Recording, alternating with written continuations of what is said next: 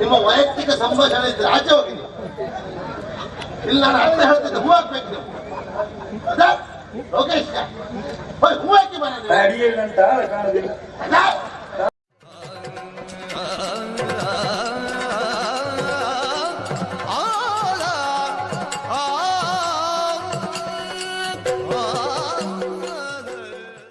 ಕೀಳಿಗಣ್ಣ ಜಗವೇ ಒಂದು ಕಳ್ಳರ ಸಂತೆ, ಬಾಳಿಗಣ್ಣ ಕಳ್ಳತನದಿ ಮರೆಯುತ್ತ ಚಿಂತೆ.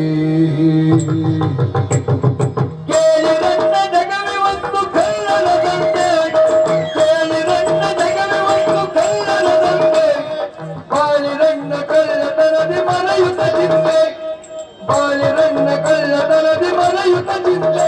ಜಗವೇ ಕಳ್ಳರ ಸಂತೆ, ನೀವು ಮರೆಯುತ್ತ ಚಿಂತೆ.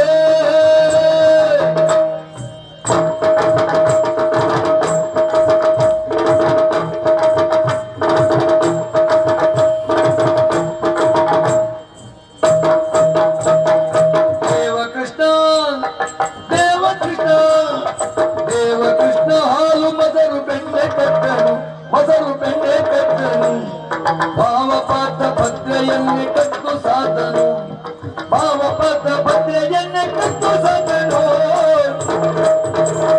ಕೇಳಿದಂತ ಜಗವೇ ಒಂದು ಕಳ್ಳರ ಸಂತೆ, ಬಾಳಿಗಣ್ಣ ಕಳ್ಳತನದಿ ಮರೆಯುತ್ತ ಚಿಂತೆ, ಕಳ್ಳರ ಸಂತೆ, ಬಾಳಿ ಮರೆಯುತ್ತ ಚಿಂತೆ.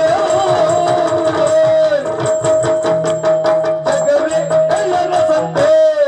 ಅನುಮಾನ ಮೇಲೆ ಎಲ್ಲ ಕಳ್ಳರ ಸಂತೆ ಎಲ್ಲ ಹೊರಟು ಅವ್ರೆ. ಏನ್ ತಪ್ಪು ಅಂತ ಕೇಳುವುದು. ಯಾಕೆ ಹೇಳ ಸ್ವಾಮಿ, ಈ ಪ್ರಪಂಚದಲ್ಲಿ ಪ್ರತಿಯೊಬ್ಬ ಮನುಷ್ಯನು ಒಂದೊಂದು ವಿಷಯದಲ್ಲಿ ಕಳ್ಳನೇ, ಅನುಮಾನವೇ ಇಲ್ಲ. ಇನ್ನೊಬ್ಬರ ವಸ್ತುವನ್ನು ಕಳ್ಳತನ ಮಾಡುವುದು ಎಂಬಲ್ಲಿ ಕಳ್ಳ ಮಾತ್ರ ಆಗುವುದಲ್ಲವ. ಇನ್ನೊಬ್ಬರ ಮನಸ್ಸನ್ನು ಕದ್ದ ಅವನು ಕಳ್ಳ ಅಲ್ವಾ? ಮತ್ತೆ ನಮ್ಮನ್ನ ಯಾಕೆ ಆಕ್ಷೇಪ ಮಾಡೋದು ನೀವು? ತಪ್ಪೇನು ಕೇಳುವುದು. ಬದುಕಲಿಕ್ಕೆ ಹಲವು ದಾರಿ, ಅವರು ಧೈರ್ಯ ಮಾಡ್ತಾ ಇರ್ತಾರೆ, ಕೆಲಸ ಎಂತ ಮಾಡ್ಲಿಕ್ಕೆ ಬರೋದಿಲ್ಲ. ಈಗ ನೋಡಿ ಸ್ವಾಮಿ, ಕಳ್ಳತನ ಮಾಡ್ತಾನೆ ಯಾಕೆ ಮನುಷ್ಯ? ಎಲ್ಲ ವಸ್ತು ಅವನಲ್ಲಿ ಇದ್ರೆ ಕಳ್ಳತನ ಮಾಡ್ತಾನವ? ಮಾಡುವುದಿಲ್ಲ. ಇಲ್ಲ ಎನ್ನುವ ಕಾರಣಕ್ಕಾಗಿಯೇ ಕಳ್ಳತನ ಮಾಡುವುದು. ಈ ಕಳ್ಳತನ ಮಾಡುವುದು ತಪ್ಪು ಅಂತ ಹೇಳ್ತೀರಿ. ಮನುಷ್ಯ ಯಾವ ಕೆಲಸವೇ ಮಾಡುವುದಿದ್ರು ಸಹ ದೇವರು ಮಾಡಿದ್ದನ್ನೇ ಮನುಷ್ಯ ಮಾಡುವುದು ಬಿಟ್ರೆ ಅವನಾಗಿ ಮಾಡುವುದಲ್ಲ. ಉದಾಹರಣೆ ಹೇಳ್ಕೊಳ್ಳಿ, ನಿಮ್ಮ ದೇವರಿದ್ನಲ್ಲ ಯಾರವ? ಶ್ರೀಕೃಷ್ಣ ಪರಮಾತ್ಮ. ಕೃಷ್ಣ ಪರಮಾತ್ಮ ನಮ್ಮ ಕುಲದೇವರವ. ಕೃಷ್ಣಮೂರ್ತಿ ನಮ್ಮ ಕುಲದೇವರು. ಅನುಮಾನವೇ ಇಲ್ಲ, ಬಿಡು ಪ್ರಶ್ನೆ ಇಲ್ಲ. ಯಾಕೆ ಹೇಳಿದ್ದಾನು? ಅವ ಬಾಲ್ಯದಲ್ಲಿ ಏನು ಮಾಡಿದ? ಮೊಸರನ್ನು ಕದ್ದ, ಬೆಣ್ಣೆಯನ್ನು ಕದ್ದ, ಹಾಲನ್ನು ಕದ್ದ, ಹೆಣ್ಮಕ್ಕಳನ್ನೇ ಕದ್ದ ಅಲ್ವಾ? ಅದೆಲ್ಲ ಅವ್ರ ಲೀಲೆಯ, ಅದೆಲ್ಲ ಕೃಷ್ಣ ಪರಮಾತ್ಮನ ಲೀಲೆ. ಲೀಲೆ ಅಲ್ಲ, ಈಗ ನೀವು ಬುದ್ಧಿ ಹೇಳ್ತಾರೆ ಲೀಲೆ ಅಂದ್ರೆ ಉದ್ಯೋಗ. ಅವ ಯಾಕೆ ಮಾಡಿದ್ದು? ಅವನು ಸ್ವಾರ್ಥಕ್ಕಾಗಿಯೇ ಮಾಡಿದ್ದು, ಸುಮ್ಮನೆ ಮಾಡದ್ದಲ್ಲ. ಆದ್ರಿಂದ ಅವ ಹಾಗೆ ಮಾಡಿದ. ಅವನ ಭಾವ ಪಾರ್ಥ, ಅವನ ಭಾವ ಯಾವಾಗ ಅವನ ತಂಗಿ ಸುಭದ್ರ ನೀವು ಹಾರಿಸ್ಕೊಂಡು ಹೋದ್ಮೇಲೆ ಅವ ಭಾವ ಅಂತ. ಅವ ಹಾರಿಸ್ಕೊಂಡು ಹೋದ ಯಾಕೆ? ಹೇಳ್ಕೊಟ್ಟದ್ದು ಯಾರು? ಇದೇ ಕಾರಣ ಭಾವ ಅಂದ್ರೆ ಕೃಷ್ಣ. ಇಲ್ಲಿ ಹಾಗೆ ಮಾಡ್ತಿದ್ ನಾವು ವಿಚಾರ ಮಾಡಿ ನೀವು. ದೇವರುಗಳೇ ಹಾಗೆ ಮಾಡಿದ ಮೇಲೆ ಸಾಮಾನ್ಯ ಮನುಷ್ಯರು ನಾವು ಮಾಡೋದು ತಪ್ಪ. ಏನ್ ಮಾಡ್ಲಿಕ್ಕಿಲ್ಲ ಸ್ವಾಮಿ. ನಾನು ಯಾರು ಗೊತ್ತಾಯ್ತಾ? ಅಂಬು ಅಂಬು ಅಂಬು. ನನ್ನನ್ನು ನೀವು ನಂಬು, ನಿಮ್ಮ ಕೈ ಚೆಂಬು. ಸ್ವಾಮಿ ಸತ್ಯ ಇಲ್ಲ, ಕಳ್ಳತನ ಮಾಡೋದು ಆಕ್ಷೇಪ ಅಂತ ಹೇಳಿದ್ರು. ನಿಜವಾಗಿ ಪಾಪ ಇವ್ರ ಮೊನ್ನೆ ಎಂತ ಮಾಡಿ ಗೊತ್ತುಂಟ, ಅವ್ರಿಗೆ ಒಂದು ಅಭ್ಯಾಸ, ಎಲಾಡಿಕೆ ಹಾಕುವ ಅಭ್ಯಾಸ. ಅವ್ರ ಹತ್ರ ಎಲೆ ಇಲ್ಲ ಇತ್ತು. ಎಂತ ಮಾಡಿದ್ರು ಅವರು? ಇವ್ರ ಚೀಲದ ಒಂದು ಎಲೆ ತೆಗೆದ್ರು. ಏನ್ ಇವರು ಭಯಂಕರ ಜೋರಲ್ಲ ಇವರಿಗೆ. ಏನ ಹೇಳ್ದ ಕೇಳ್ದ ಎಲೆ ತೆಗ್ದಲ್ಲ, ನೋಡಿ ಕಳ್ಳ ನೀನು ಅಂತೇಳಿ ಬಾಯಿಗೆ ಬಂದ ಕೊಯ್ದ್ರು ಪಾಪ. ನಿಜವಾಗ ಅವ್ರು ತೆಗೆದ್ರೆ ಯಾಕಾಗಿ ಹೇಳಿ? ಅವ್ರ ಹತ್ರ ಇಲ್ಲ ತೆಗೆದ್ರು, ಇದ್ರು ತೆಗಿತಿದ್ರ ಒಂದು. ಅದು ಚಟ ಎಂತ ಮಾಡಿದ್ರೆ ಅಷ್ಟೊತ್ತಿ ಹಾಕ್ಲೇಬೇಕು ಅವರು. ಅವತ್ತು ತೆಗ್ದು ಏನೋ ಆಕ್ಷೇಪ ಇವ್ರದ್ದು. ಮನೆಗೆ ನೋಡಿದ್ರೆ ಅವ್ರಿಗೆ ಜೋರು ಮಾಡೋದು ಇವ್ರು ತೆಗೆದದ್ದು ಎಲ್ಲಿಂದ? ನಿಮ್ಮ ಚೀಲದ್ದು. ನೀವು ತಕ್ಕ ಬಂದೆಲ್ಲಿಂದ? ಅವುಗಳಿಗೆ ಹಣ ಮುಖವಾದಲ್ಲ.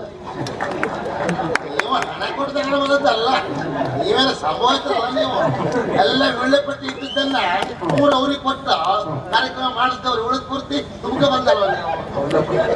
ಎಲ್ಲ ಕಳ್ರಿ ಅಂತ ಹೇಳೋದು ಗೊತ್ತಾಯ್ತಾ? ನೀವು ಪ್ರಾಮಾಣಿಕರಾದ್ರೆ ಪಾಪ ನೀವು ಬಡವರು ಕಾರ್ಯಕ್ರಮ ಮಾಡಿಸಿದ್ರಿ, ನಂಗೆ ಏನೋ ಕೊಡೋದ್ಬೇಡ ಅಂತೇಳಿ ಕೊಟ್ಬರ್ಬೇಕಿತ್ತು. ನೀವು ಹಾಗೆ ಮಾಡ್ಲಿಲ್ಲ. ಅಕ್ಕಿ ಕಾಯಿ ವಿಳ್ಳೆದೆಲೆ ತಗೊಂಡ್ರಿ ನೀವು. ಅವ್ರಿಗೆ ಫಲ ಸಿಕ್ಕುದು ಯಾವ್ದ ಮಾಡಿಸಿದವರಿಗೆ ಫಲ ಸಿಕ್ಕುದಾದ್ರೆ ಒಂದ್ ಕೆಲಸ ಮಾಡಿ, 2 ವಿಳ್ಳೆದಲ್ಲಿ 1 ಅಡಿಕೆ ತಗೊಳ್ಳಿ, ಅರ್ಧ ಕೊಟ್ಟು ಯಾಕೆ ತಗೊಂಡು ನೀವು? ನಮಗ್ ಕಳಿಸುದ ನೀವು? ನಾವು ಬಂದ್ಕೊಳ್ಳಿ ಕೇಳೋದಿರ್ತದೆ ವಿಷಯ ಹೌದು. ನೀವು ತರುವುದು ಯಾಕಾಗಿ ಇಂಥವ್ರಿಗೆ ಉಪಕಾರ ಆಗಲಿ ಅಂತ ಯಾಕೆ ಹೇಳಿದ್ದಾರೋ. ಪ್ರಪಂಚದಲ್ಲಿ ಒಂದೊಂದು ವಿಷಯದಲ್ಲ ಹಾಗೆ ಅಂತ ಹೇಳುವುದು. ಈಗಿನ ಕಾಲದಲ್ಲಿ ಮನುಷ್ಯ ಬದುಕುವುದು ಹೇಗೆ ಕೇಳಿ, ಶ್ರೀಮಂತಿ ಸಮಸ್ಯೆ ಇಲ್ಲ ಸ್ವಾಮಿ, ಅವನಲ್ಲಿ ಬೇಕಷ್ಟಿರ್ತದೆ, ಅವನು ಬದುಕ್ತಾನೆ. ಈ ಕಷ್ಟ ಆಗುವುದು ಯಾರಿಗೆ? ಮಧ್ಯಮ ವರ್ಗದವರಿಗೆ, ಅಲ್ಲ ಕೆಳಮಟ್ಟದವರಿಗೆ. 6ಕ್ಕೆ ಏರ್ಲಿಕ್ಕಾಗುದಿಲ್ಲ, 3ಕ್ಕೆ ಇಳಿಲಿಕ್ಕಾಗುದಿಲ್ಲ, ಬದುಕ್ಲಿಕ್ಕೆ ಬಹಳ ಕಷ್ಟ ಆಗಿದೆ. ಒಬ್ಬ ಮನುಷ್ಯಗೆ ಬದುಕಬೇಕು ಅಂತ ಆದ್ರೆ ದಿವಸಕ್ಕೆ 500 ರಿಂದ 600 ಖರ್ಚು ದುಡಿಲೇಬೇಕವ. 500 ರಿಂದ 600 ದುಡಿಲಿಲ್ವ ಅವನು ಬದುಕುವುದೇ ಕಷ್ಟ. ವಿಚಾರ ಮಾಡಿ, ಸರಿಯಾದ ಕೆಲಸ ಇದ್ರೆ ಮನುಷ್ಯ ಕಳ್ತನ ಮಾಡ್ತಾನ? ಎಲ್ಲಿ ಕೆಲಸ ಉಂಟು? ಅದನ್ನು ಮುಟ್ಟಬೇಡಿ, ಇದನ್ನು ತೆಗಿಬೇಡಿ. ಇಂಥ ಒಂದು ಅಧಿಕಾರದ ವ್ಯವಸ್ಥೆ ಎಂತ ಮಾಡ್ಸಾಯ್ತ ನಮ್ಮಂತವ ಹೇಳಿ. ಹಾಗಾಗಿ ಮತ್ತೆ ಕಳ್ಳತನ ಮಾಡುವುದು ಬುದ್ಧಿವಂತಿಕೆ ಬೇಕು, ಅಷ್ಟು ಸುಲಭ ಅಲ್ಲ. ಆಗುತ್ತಾರೆ ಒಂದು ವಿಷಯ ಹೇಳ್ತಾರೆ ಕೇಳಿ. ಕಳ್ಳತನ ಅಂತ ಹೇಳಿದ್ರೆ ಈಗ ಅವರು ಇವರದ್ದನ್ನ ಕಳ್ಳತನ ಮಾಡುವಾಗ ಇವ್ರಿಗೆ ವಿಷಯ ಗೊತ್ತಾಯ್ತು, ಅವ್ರು ಬಿಡ್ತಾರೋ? ಅಲ್ಲ, ಇವ್ರು ನಿಮ್ಮದನ್ನ ಕಳ್ಳತನ ಮಾಡುವಾಗ ನಿಮಗೆ ಗೊತ್ತಾದ್ರೆ ನೀವು ಬಿಡ್ತೀರೋ? ಅದು ಬುದ್ಧಿವಂತಿಕೆ ಬೇಕು ಅಂತ ಹೇಳಿ. ಅಷ್ಟು ಸುಲಭ ಅಲ್ಲ ಕಳ್ಳತನ ಮಾಡೋದು. ಉಳಿದವರಿಗೆ ಗೊತ್ತಾಗ್ಬಾರ್ದು. ನೋಡಿವ ಮತ್ತೆ ಈ ರೀತಿ ಎಲ್ಲ ಹೂವಾಕಿ ಮಾಡ ಹೂವಾಕಿ ನಿಮ್ಮ ವೈಯಕ್ತಿಕ ಸಂಭಾಷಣೆ ಇದ್ರೆ ಆಚೆ ಹೋಗಿ ನೀವು. ಇಲ್ಲ ನಾನು ಅರ್ಥ ಹೇಳ್ತಿದ್ದೆ, ಹೂ ಹಾಕ್ಬೇಕು ನೀವು. ಲೋಕೇಶ್ ಹೂ ಹಾಕಿ ಅಲ್ಲ, ತಾಳಕ್ಕೊಂದು ಗೊತ್ತಿಲ್ಲ, ಎಂತ ಆಗುತ್ತೆ ಮರೆ ನೀವು. ತಾಳ ಉಂಟ ಮರೆ, ತಾಳ ತಗೊಂಡು ಮನೆ ಇಷ್ಟೊತ್ತ ತಾಳದಲ್ಲಿ ಪದ್ಯ ಹೇಳಿದ್ದೆ. ಯಾರು ಹೇಳಿದ್ದು? ನೀವು ತಾಳದಲ್ಲಿ ಪದ್ಯ ಹೇಳಲಿಲ್ಲ, ಬಾಯಲ್ಲಿ ಪದ್ಯ ಹೇಳುತ್ತೆ. ಹೇಳಿದ್ದು ಬಾಯಲ್ಲಿ, ಕೈಯಲ್ಲಿ ತಾಳ ಹಿಡ್ಕೊಂಡು ಹೇಳಿದ್ದೆ. ಎಲ್ಲೋ ತೆಗಿದ್ರೆ ಯಾವ ಸತ್ತವು ತೆಗೆದಿಲ್ಲ. ಸತ್ತವು ತೆಗೆಯುವುದಿಲ್ಲ, ಜೀವಿತ ಮಾತ್ರ ತೆಗೆಯುವುದು. ಗೊತ್ತಿಲ್ಲಲ್ಲ? ಇಲ್ಲಿ ನೋಡಿ, ನೋಡಿದ್ರ ನಿಮ್ಮಲ್ಲೇ ಮಾತಾಡ್ತಾ ನಿಮ್ಮದನ್ನೇ ಹಾರಿಸ್ತವ ನಾವು. ಲೆಕ್ಕ ಹಾಕಿ ಎಷ್ಟು ಚುರುಕು ಅಂತ ಹೇಳಿ, ಅದಕ್ಕೆ ಬುದ್ಧಿವಂತಿಕೆ ಅಂತ ಹೇಳಿದ್ದು. ಮತ್ತೆ ಇದನ್ನ ತಕೊಂಡು ಹೋದ್ರೆ ನಾನು ಇದು ಬಜ್ನೆಗೂ ಬರುವುದಿಲ್ಲ. ಮತ್ತೆ ಇದನ್ನ ಮಾರಾಟ ಮಾಡಿದ್ರೆ ಒಂದು 300 ಹೋಗ್ಬೋದು, 150 ನಂಗೆ ದಿವಸ ಖರ್ಚೆ 340. ನಾ ಮಾಡ್ಲಿಕ್ಕೆ 3000 ಕೊಟ್ಟಿದ್ದೇನೆ. ಯಾವ್ದದು ಮಾಡ್ಲಿಕ್ಕೆ ಬರುವುದಿಲ್ಲ. ಯಾವುದೇ ಅಲ್ಲಿ ನೋಡಿ, ತಗೊಳ್ಳುವಾಗ ಎಷ್ಟು ಬೆಲೆ ಇರ್ತದೋ ಕೊಡುವಾಗಿರುವುದಿಲ್ಲ. ಉದಾಹರಣೆಗೆ ನೀವು ಬಂಗಾರ ಮಾಡಿಸ್ತೀರಿ, ಬಂಗಾರ ಮಾಡಿಸುವಾಗ ಎಷ್ಟು ಬೆಲೆ ಇರ್ತದೆ, ಅದೇ ಕೊಡಿ ನೀವು ಅಷ್ಟು ಬೆಲೆ ಸಿಗುವುದಿಲ್ಲ. ಉದಾಹರಣೆ ಮೊನ್ನೆ ಗೊತ್ತು ನಿಮ್ಗೆ, ಒಬ್ಬರ ಹತ್ರ ಬೆಳ್ಳಿ ಮಾಡಿಸ್ಕೊಂಡಿದ್ದ 3200 ಆಗ್ತದೆ. 200 ನಿಮ್ಗೆ ಅದಕ್ಕೆ ಬಿಡ್ತೇನೆ, ನೀವು 3000 ಕೊಡಿ ಎಂತ ಪುಣ್ಯಾತ್ಮ. ನಾನು ಕಷ್ಟ ಬಿಟ್ಟು 3000 ಕೊಟ್ಟೆ. ಅದೇ 2 ದಿವಸ ತಾಪತ್ರ ಆಯ್ತು, ಅವನು ಕೊಡ್ಲಿಕ್ಕೆ ಹೋದೆ. ಅವ್ನಿಗೆ 300 ರೂಪಾಯಿ ತಗೊಳ್ಳಿಲ್ಲ ಮನೆಗೆ. ಅವನೇ ಹೇಳ್ದ, ನೀವೆಲ್ಲ ಮಾಡಿಸಿದ್ರೆ ಇದಕ್ಕೆ ಹೇಳ್ದ, ನಮ್ಮ ಆತ್ಮೀಯರ ಹತ್ರ ಅಂದೆ. ಅವ್ನು ಎಷ್ಟು ಹೇಳ್ದ? 3200 ಹೇಳಿದ್ದ, ಕಡೆಗೆ 200 ಬಿಟ್ಟ 3000 ತಕೊಂಡ ಅಂದೆ. ಅವ್ನು ದಡ್ಡ ಕಳ್ಳ ಮಾರ್ರೆ ಅಂದೆ. ಯಾಕೆ? ಇದಕ್ಕೆ ಇರುವುದೇ 600 ಮಾತ್ರ. ಕಳ್ಳರಲ್ಲ ಇದ್ದಾರೆ ಹೇಳಿದ್ದು, ನಮ್ಮನ್ನು ಮಾತ್ರ ಆಕ್ಷೇಪ ಮಾಡೋದು ಅಂತ. ಎಲ್ಲ ಕಳ್ರೆ. ಹಾಗೆ ಸ್ವಾಮಿ, ಹಾಗಾಗಿ ಈ ದಾರಿಯನ್ನು ಹಿಡ್ಕೊಂಡು ಬದುಕ್ತಾ ಇದ್ದವರು ಪ್ರಾಮಾಣಿಕವಾಗಿ ಬದುಕ್ತೇವೆ ಅಂತ ಆದ್ರೆ ಈಗ ಬೆಲೆ ಇಲ್ಲ ಅಂತ ಗೊತ್ತಾಗಿದೆ. ಹಾಗಂತ ಕಳ್ಳತನ ಮಾಡುವುದಲ್ಲಿ ಇವತ್ತೆಲ್ಲ ಹೋಗುದು ಮಾರ್ರೆ. ವಿಷಯ ಗೊತ್ತಾಯ್ತು. ಇವತ್ತು ಸೂರ್ಯ ಸಂಕ್ರಾಂತಿ ಪುಷ್ಪಪಾವನ ನಗರದಲ್ಲಂತೆ ಬಹಳ ಜನ ಸೇರ್ತಾರೆ. ಆದ್ರಿಂದ ಮೊನ್ನೆ ಅಂತೂ ಮಕರ ಸಂಕ್ರಾಂತಿ, ಇವತ್ತು ಸೂರ್ಯ ಸಂಕ್ರಾಂತಿ. ಅಲ್ಲಿ ಹೋದ್ರೆ ನಮ್ಗೆ ಆಗ್ಬೋದು ಕೆಲಸ. ಇವತ್ತು ಕಿಸಿ ಕಳ್ತನ ನಿಮ್ಮ ಮುಖ ನೋಡಿ ಹೊರಟಿದೆ. ಏನಾದ್ರು ಲಾಭ ಆದ್ರೆ ಇವತ್ತು ತಾಳ ಉಳಿಯುತ್ತೆ, ನಾಳೆ ನೀವೇ ಇರುದಿಲ್ಲ. ಆಗದೆ ಇದ್ದರೆ ನೆನ್ಪಿಟ್ಕೊಳ್ಳಿ.